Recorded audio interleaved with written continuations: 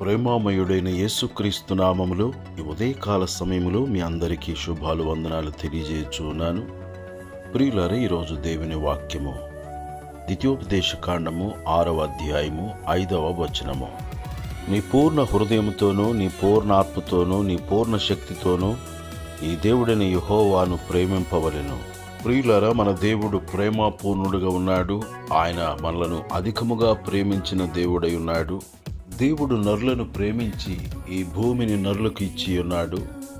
దేవుడు సమస్త మానవాళిని ప్రేమించి తన ప్రియమైన కుమారుని మన కొరకు ఇచ్చి ఉన్నాడు. యేసుక్రీస్తు ప్రభువారు మనలను ప్రేమించి తన ప్రాణమునే మన కొరకు దారపోసి ఉన్నారు.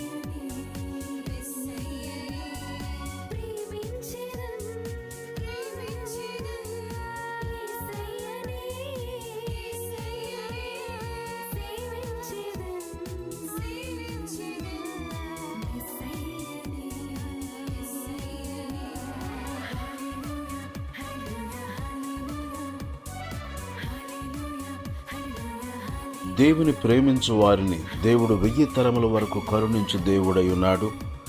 దేవుని ప్రేమించు వారిని దేవుడు ఆస్తికర్తలుగా చేయు దేవుడై ఉన్నాడు.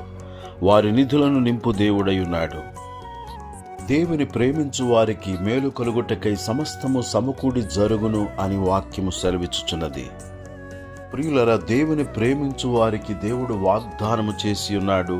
బహుమానములను, కిరీటములను, రాజ్యమును దేవుడు సిద్ధపరుచుచూ ఉన్నాడు. దేవుని ప్రేమించి ఇహపర సంబంధమైన ఆశీర్వాదములను పొందుదుముగాక. మనలను ప్రేమించి ప్రాణము పెట్టిన యేసయ్యను ప్రేమించుదుముగాక. యేసయ్యనే ప్రార్థించుదుముగాక. యేసయ్య ప్రేమను ప్రచురించుదుముగాక. దేవుడి మాటలు మన కొరకు దీవించునుగాక.